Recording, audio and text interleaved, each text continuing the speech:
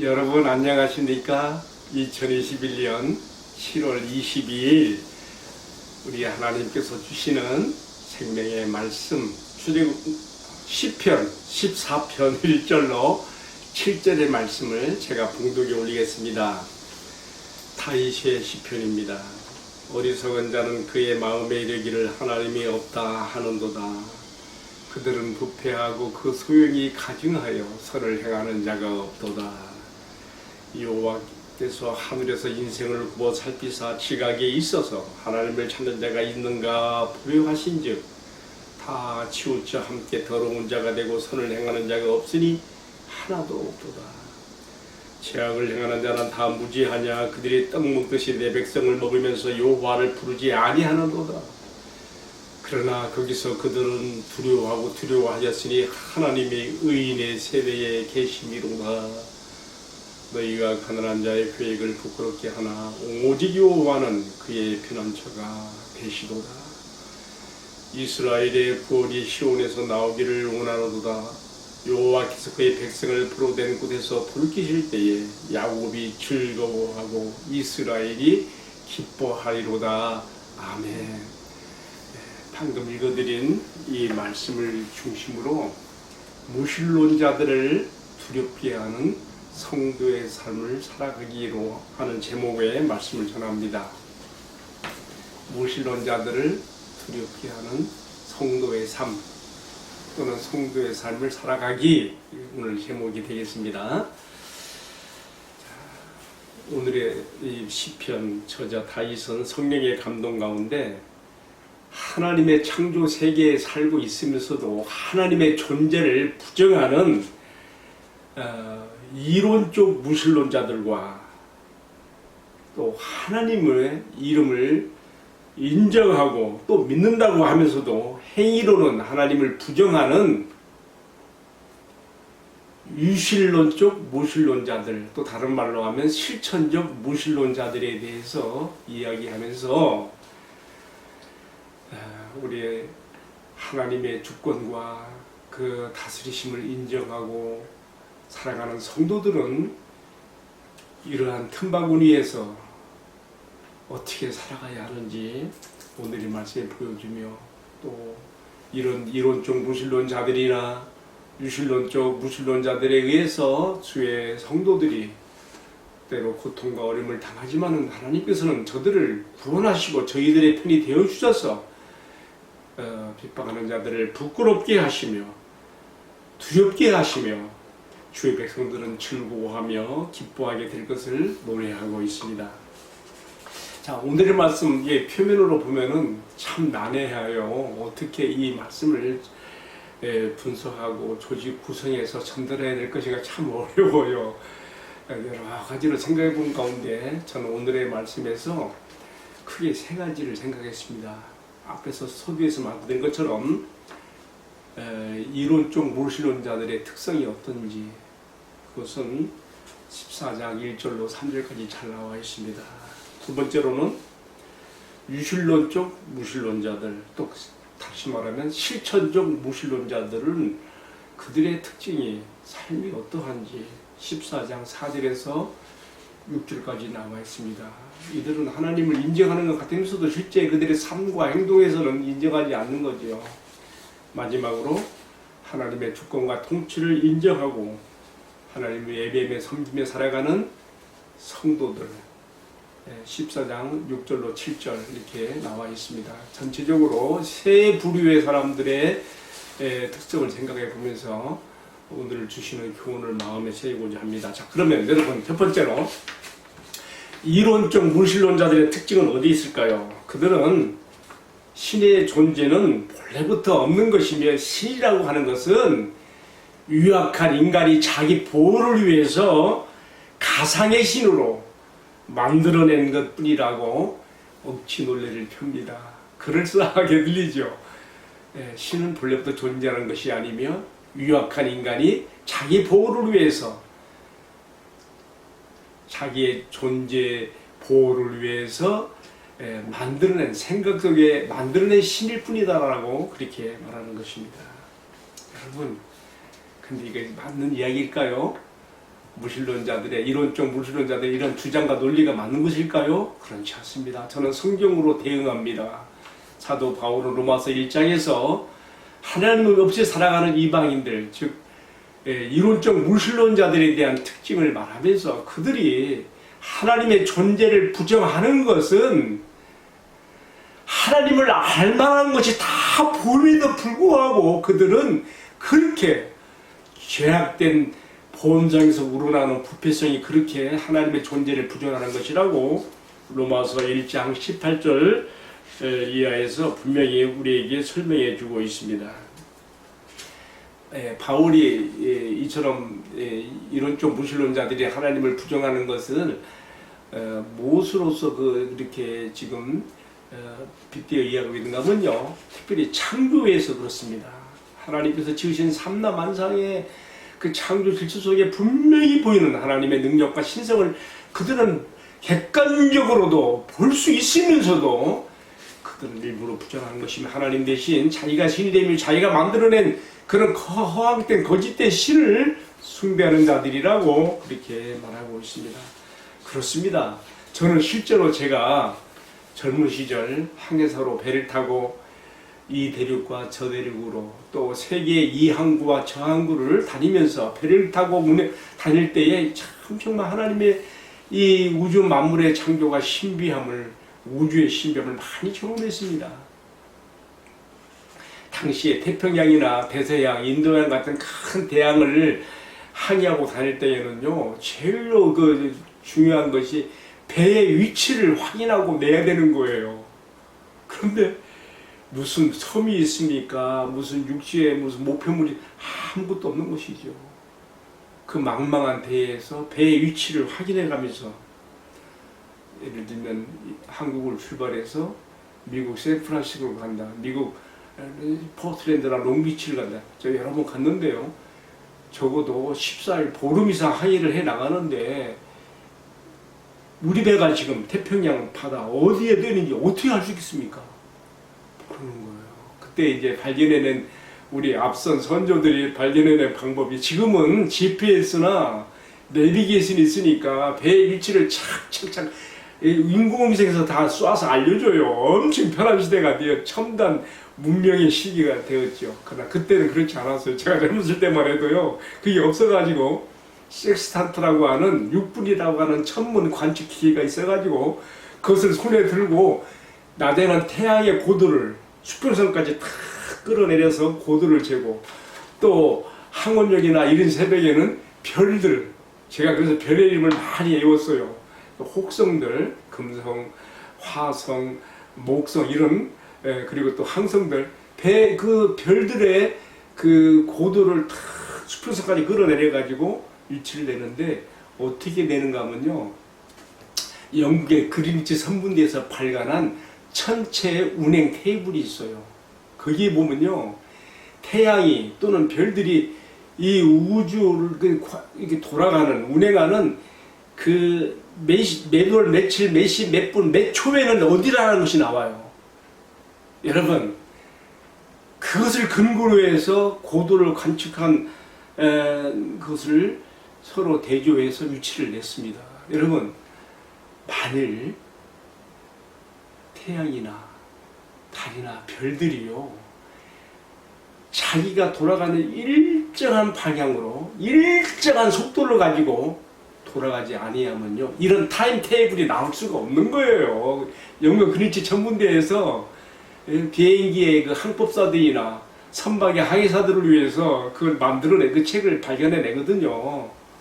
물론 다른 용도로도 많이 사용되어 있습니다만은, 이런 타임 테이블에서요, 이 태양이나 천체들의 운행의 시간까지, 분초까지도 정확하게 위치를 그게 표시한다고 하는 것은요, 왜 가능하겠습니까?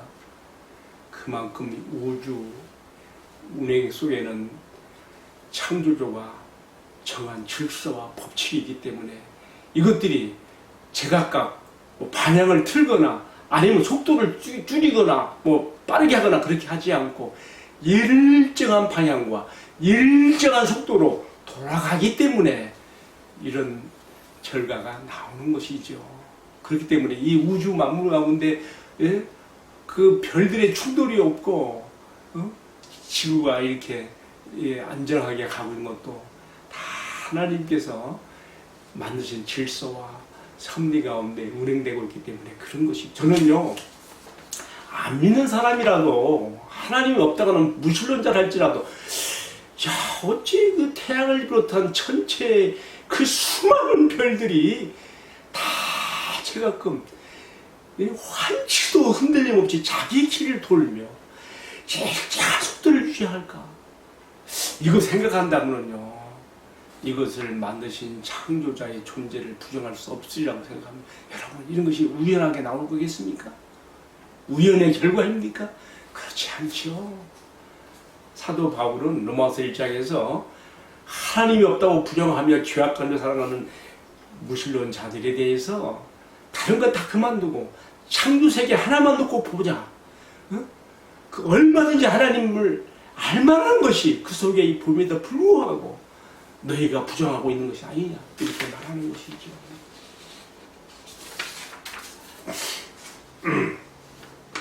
여러분 이러한 무신론자들의 그 마음은 하나님을 배제하는 그 마음은 온갖 부패가 나오고 온갖 재앙들이 쏟아져 나오게 되어 있습니다. 오늘의 말씀 첫 절이 뭐예요? 어리석은 자는 그 마음에 이르기를 하나님이 없다고 하도다. 여러분 뭐 학문이 부족해서 어리석은 자가 아니에요. 뭐 좀 모른다 해서 어리석은 자가 아니에요. 어리석은 자에 대한 정의는 하나님이 없다고 하는 자, 그 마음에 하나님의 존재를 부정하는 자, 여기서부터 모든 어리석음의 소치로서 온갖 죄악들이 쏟아져 나오는 것이죠.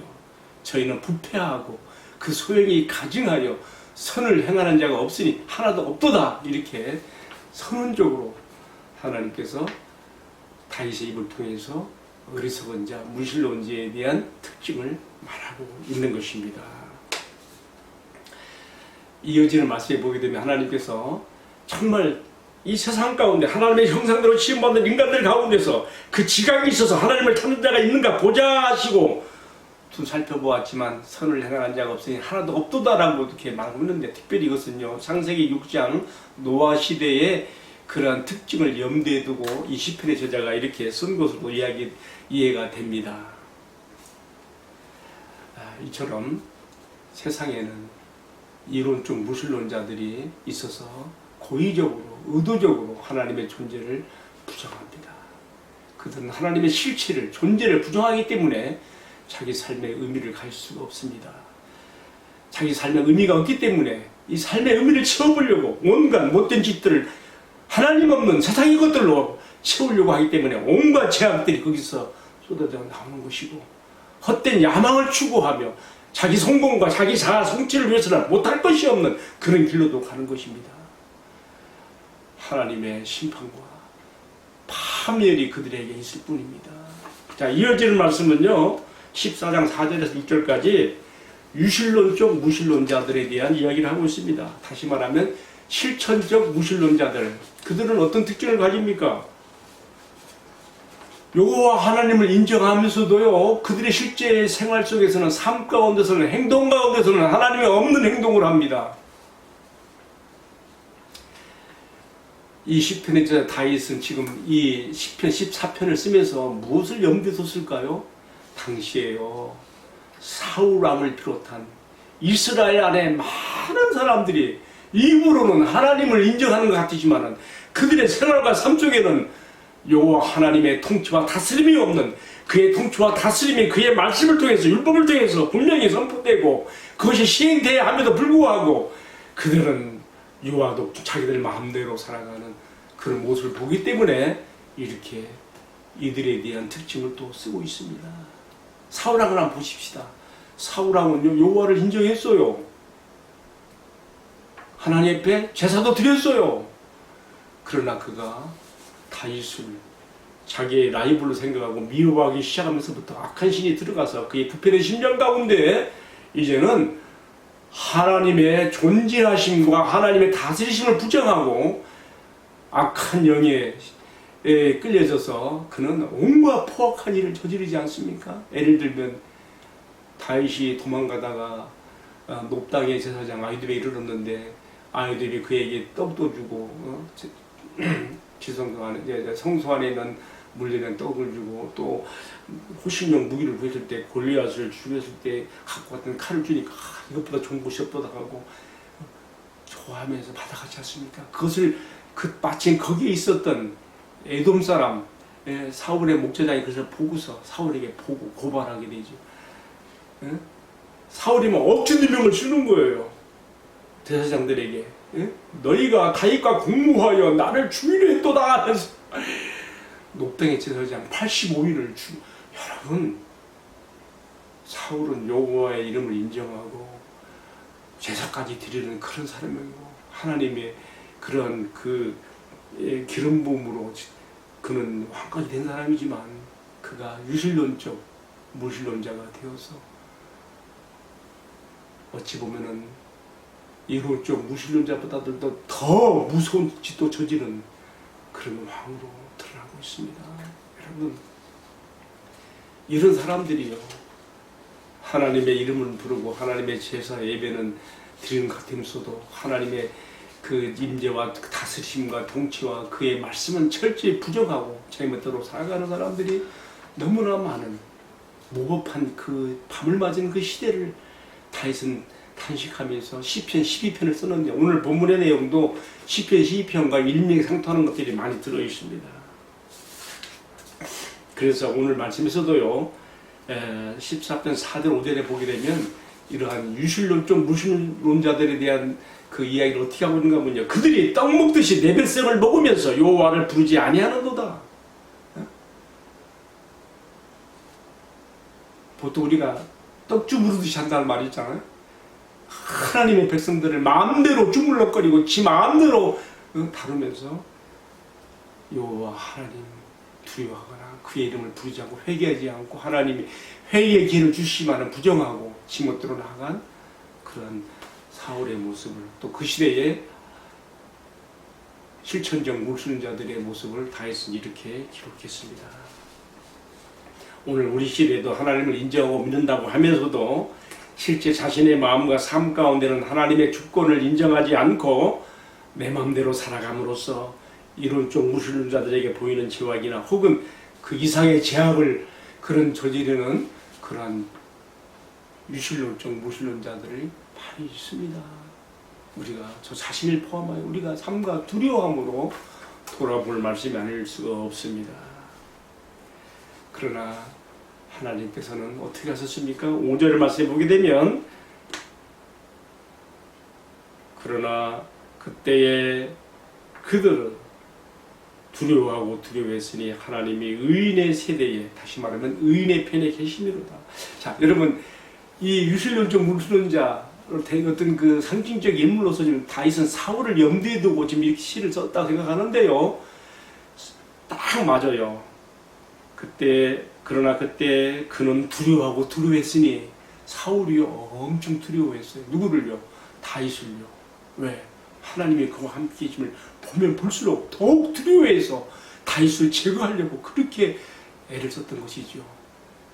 이론적 무신론자들이나 유실론적 무신론자들이 성도들을 핍박하고 괴롭히하고 그렇게 고통을 주는 것은요, 사실은 자기들의 마음에는 그 두려움을, 하나님의 존재와 실체를 부정함으로써 자신들의 그 모습이 가려지기를 그렇게 행동 가운데서 보여주고 있는 것이죠. 사실은 그 핍박하면 핍박할수록 사실은 그들이 하나님을 두려워하고 두려워하는 것을 표현하는 것보다 지나지 않습니다. 이제 오늘 말씀 마지막으로요, 하나님의 주권과 통치를 인정하고 살아가는 성도들의 모습과 그들을 하나님이 보호하시는 것을 14장 6절로 7절에서 보여주고 있습니다. 사실 하나님을 의지하고 살아가는 것 때문에 정직하게 의롭게 믿음으로 살아가는 성도들은 하나님 없이 살아가는 세상에서 사실 약자의 입장이 되고, 오늘 본문의 말씀에서도 가난한 자, 약자의 입장이 될 수밖에 없는 것이 사실입니다. 그러나 하나님께서 그들을 그대로 두지 않으십니다. 그들이 그러한 무신론자들에 의해서 핍박과 고통을 당할 때에 하나님께서는 반드시 그들의 손에서 건져내시는 피난처가 되어주신다는 것을 오늘 말씀 특별히 14장 5절에서 이야기하고 있고요. 또한 14장 6절에서는요, 하나님께서 그들의 앞제에서부터 건지신다는 것을 이렇게 표현하고 있습니다. 여기 보면 포로에서 돌이키신도다 했는데, 이 다윗의 시대에 포로에 이게 나오는 것은 좀 우리가 꼭 직역해서는 좀 어렵게 생각됩니다. 직역보다는 이 속에 담고 있는 사상, 의미, 전후 문맥을 고려해서 생각할 때에 무신론자들에 의한 압박 가운데서, 압제 가운데서 하나님이 저들을 돌이키심으로 야곱의 후손 이스라엘이 기뻐하고 즐거워하이로다가 바로 하나님의 통치를 인정하고 주권을 인정하며 살아가는 성도들의 모습인 것을 이렇게 표현하고 있습니다. 이제 오늘의 말씀을 마칩니다. 여러분, 제가 앞서 서두에 드린 말씀처럼 우리가 살아가는 인생살이에서 정말 우리는 아무렇게나 던져진 발에 치이는 돌멩이처럼 또는 가을날 떨어지는 한 입의 낙엽처럼 그렇게 허무한 존재입니까? 그렇지 않습니다. 나의 창조자시며 이 우주 만물의 창조자이신 하나님의 존재와 실체를 인정하고 살아가는 성도들의 삶에는 하나님께서 주시는 삶의 의미와 목적이 있습니다. 그래서 그들은 하나님께 나의 존재와 의미와 목적이 되시는 하나님을 중심으로 살아가는 안정과 평안의 삶이 그들의 인생에 있습니다. 그러나 하나님을 부정하는 무신론자들의 마음속에는 결코 이 삶의 의미를 가질 수가 없는 것이지요. 하나님의 존재, 실체를 부정하는데 어떻게 인간이 자기 스스로 자기의 의미를 만들어낼 수 있다는 말입니까? 결코 이것은 불가능한 것입니다. 오직 우리의 삶의 의미와 존재의 이유, 목적은 나의 창조자이신 하나님께로부터 오는 것이며 내가 그를 예배하고 그의 말씀을 쫓아 살아가는 인생이야말로 가장 복되고 안정되고 평안한 인생을 살아갈 수 있는 길이 되는 것이죠.